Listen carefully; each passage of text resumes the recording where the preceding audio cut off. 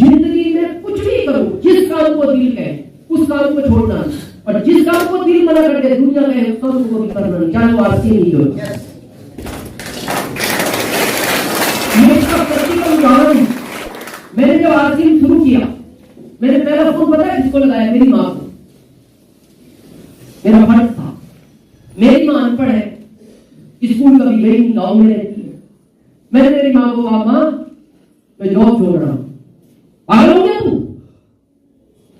क्या करेगा फिर? जॉब के लिए तो यूपी से गया था, कह रहा है जॉब छोड़ रहा हूं। माँ मैं बिजनेस करूंगा। अब उसको पता है बिजनेस में पैसा लगता है, तू गलत काम करता है, कोई पैसा कहां से इकट्ठा किया तूने बिजनेस के लिए? मैंने कहा माँ बगैर पैसे का बिजनेस है, नया बिजनेस आया है, चमत्कारिक बिजनेस है, जिंदगी बदल जाएगी तुम्हारी, हमारी, रिश्तेदारों की, गांव की, पड़ोसियों की, समाज की, देश की।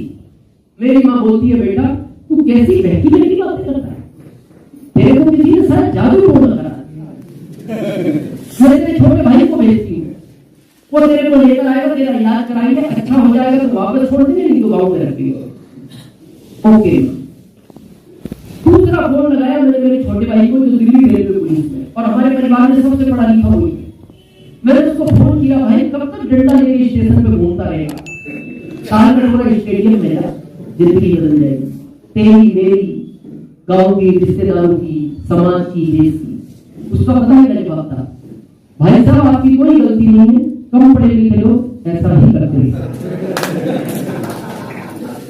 ओके। तीसरा फोन लगाया मैंने मेरे फूफा जी। हम पता है आरसीएम को छोड़ो, कोई भी काम करो तो अपनी रिश्तेदारी में किसका एडवाइस लेना पसंद करते हैं? जो हमारी रिश्तेदारी में सबसे सक्सेस है। तो मैंने क्यों लगाया मेरे फूफा जी को? उनके 2 बच्चे हैं, दोनों अमेरिका है, डॉक्टर इंजीनियर, और वो पुलिस में लगे और डीआईजी रैंक से रिटायर्ड हुए लखनऊ से। उस समय हमारे परिवार के सबसे सफल व्यक्तियों में थे। तो जब मैंने उनको फोन लगाया तो उन्होंने मेरे से पुलिस स्टाइल में बात की, पुलिस स्टाइल, और वो भी यूपी का।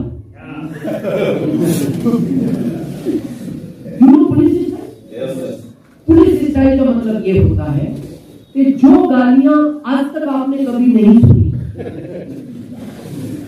वो उनके पास होती है, यानी अपनी लैंग्वेज में ये कह सकते हैं गालियों का अपर वर्जन। तो उन्होंने मेरे को 3 मिनट सुनाई। कितने मिनट? अब क्या क्या सुनाई है तो मैं इसलिए नहीं बता सकता, जो महिलाएं बैठी, पर मैं एक लाइन में आप समझ जाओगे उन्होंने क्या सुनाया होगा। 3 मिनट जब मैंने उनसे बात की, उसके बाद से मेरा ये वाला कान कम सुनता। तो आप समझ लोगे उन्होंने क्या कहा।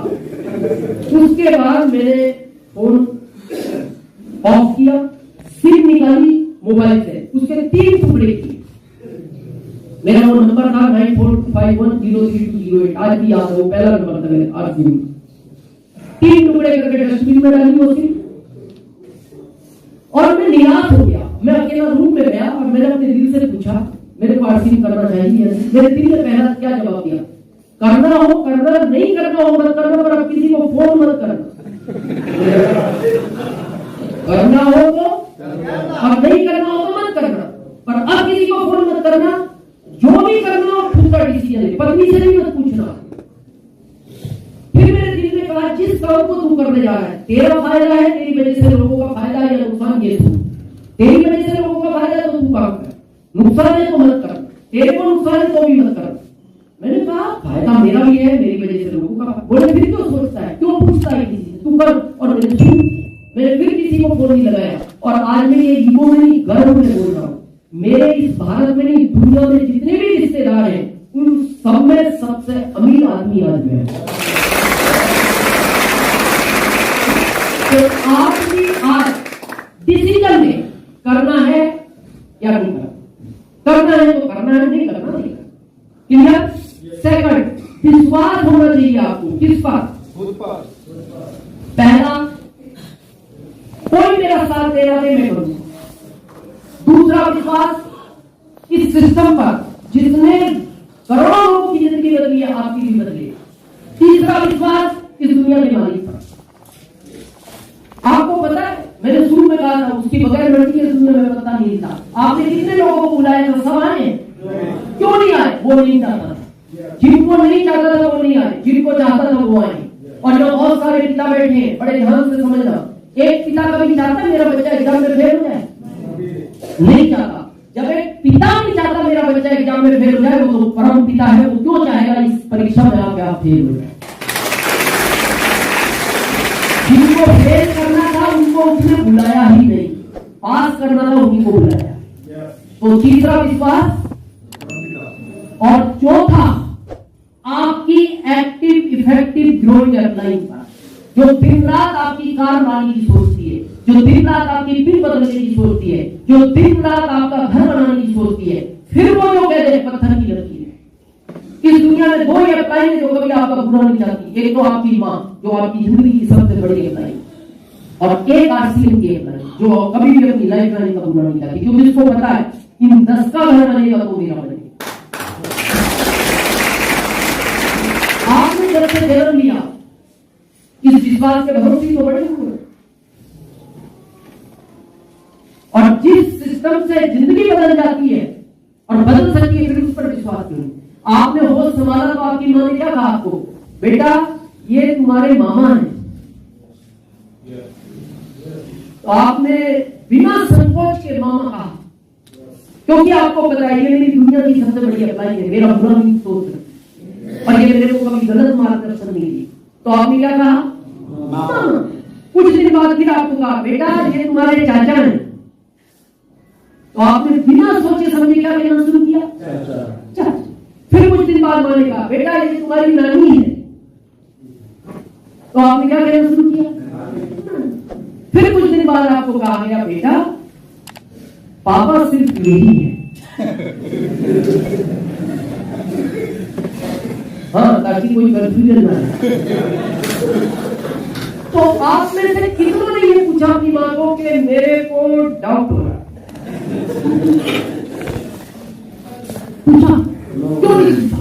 क्योंकि आपको पता है ये जो मेरी मां अप्लाई है कि कभी गलत नहीं सोच सकती मेरे बारे में। तो आरसीएम की ये अप्लाई जो आपको कहते हैं वो पत्थर की लगी है, वो आपके बारे में कभी गलत नहीं सोचता।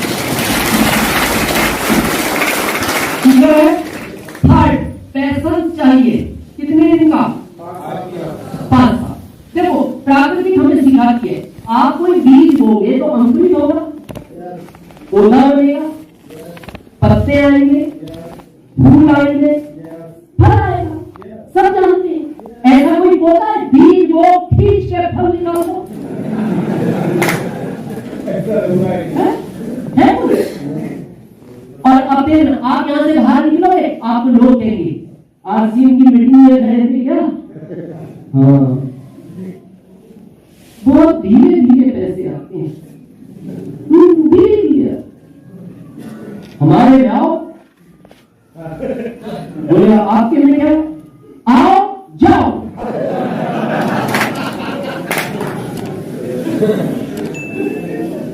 जाओ, आओ जाओ। ये पता है क्या? ये हाइब्रिड पौधा है। कौन सा पौधा है? हाइब्रिड। अभी आप देखते हो यहाँ बुजुर्ग बैठे 30 साल पहले ऐसा कोई आम आता था जिससे इतने से आम आ जाते थे? कितने पे आते थे? कोई वृक्ष बनता था। और आज हाइब्रिड आने लगा, तैयार किया जाता है, ये नेचुरल नहीं है, तैयार किया गया, इसमें यूरिया फर्टिलाइजर, इतने से आम आ जाते। तो लोग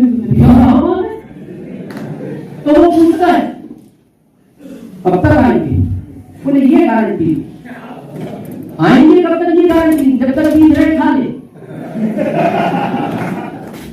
आने की गारंटी नहीं है, जब तक बीज रेट खा ले। ये वही पौधे और आरसीएम नेचुरल पौधा है, और जो नेचुरल होता है उसको दुनिया का बड़े से बड़ा तूफान हिला नहीं सकता।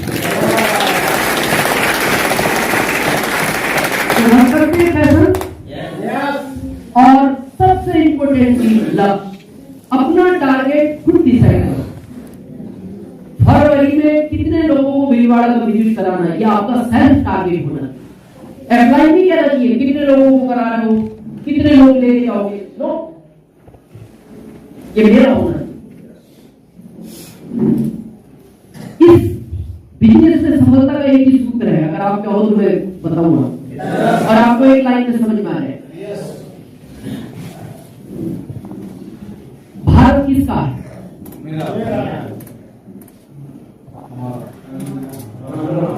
हमारा। जनरली जवाब ये मिलता है भारत हमारा है। लेकिन अगला सवाल पूछा जाए पत्नी पत्नी केवल मेरी है, भारत हमारा, पत्नी हमारी क्यों नहीं हो सकती? पत्नी केवल और भारत बस यही गड़बड़। आरसीएम हम एयरलाइन का मानते हैं, आरसीएम हम टीसी का मानते हैं, आरसीएम जितने हमारे ब्रांड है उनका मानते हैं। जिस दिन आपको ये पता लग गया आरसीएम मेरा है, उस दिन दुनिया की ताकत आपको अभी बढ़ने से रोकेगी। टारगेट फिक्स होने चाहिए। बहुत लोग आरसीएम 2 साल से कर रहे हैं, किसी दिन पहले, कोई 2.5 साल से कर रहा है, किसी दिन पहले, किसी ने 1 साल में शुरू किया पिल ले। इसका कारण पता है आपका स्वयं का टारगेट नहीं। आपके यहाँ लखीसराय में रेलवे स्टेशन है, आज से रेलवे नया अनाउंसमेंट चालू कर दे, चेंज कर दे उसने जो अभी तक कर दी। अब क्या कर दे, जैसे आप स्टेशन पहुंचे नया अनाउंसमेंट शुरू हो जाए, कोई भी ट्रेन किसी भी समय किसी भी प्लेटफॉर्म पर आ सकती है। बढ़िया, तो आप इसमें बैठोगे पता नहीं, और बैठ गए तो पहुंचोगे कहां? ये हमारे साथ गलती है। 2 साल हो गए, हमारी कोई पिन नहीं है, ना ओपनर है, ना विगनर है, ना ईगल है, ना रनर है। उनको पूछो आर्थिक कर रहे हो? हाँ। किस चीज के लिए कर रहे हो? रॉयल्टी के लिए। कब आएगी? कोई भी ट्रेन किसी भी समय किसी भी प्लेटफॉर्म पर आ सकती है।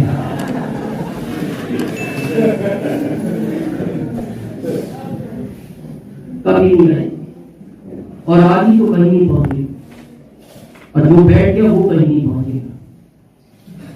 मैंने जब आरसीएम शुरू किया था ना, मेरा टारगेट था क्या? एमपी का पहला रॉयल्टी अचीवर बनना, मैं पहला ही बना। कंपनी में इतिहास पूछना मेरा, एमपी का, मैं स्टेट की बात कर रहा हूँ, जिले की नहीं। एमपी का पहला रॉयल्टी अचीवर बनना, मैं पहला ही बना। एमपी का पहला टेक्निकल अचीवर बनना, मैं पहला ही बना। एमपी का पहला करोड़पति बनना है, मैं पहला ही बना। एमपी का पहला स्टार रूबी बनना है, मैं पहला ही बना। और एमपी का पहला सफायर बनना है, मैं पहला ही बना। अभी एमपी से केवल मैं सफायर, जब मैं स्टार रूबी बना उसके 2 साल बाद 1 स्टार रूबी और बनी। एमपी से हमारे 2 स्टार। तो ये मेरा लक्ष्य था भाई, आप स्टेशन जाओ, अगर ये अनाउंसमेंट हो रहा हो इस नंबर की ट्रेन इस प्लेटफॉर्म पर आकर दिल्ली जाएगी, तो आप दिल्ली पहुंचो। और अगर अनाउंसमेंट किया है कोई भी ट्रेन किसी भी समय किसी भी प्लेटफॉर्म पर आ सकती है,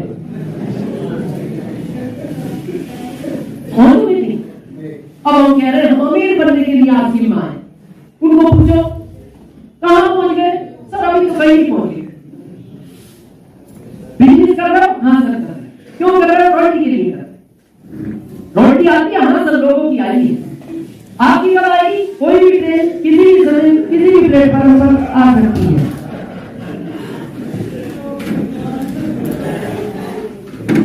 डिसाइड करेगा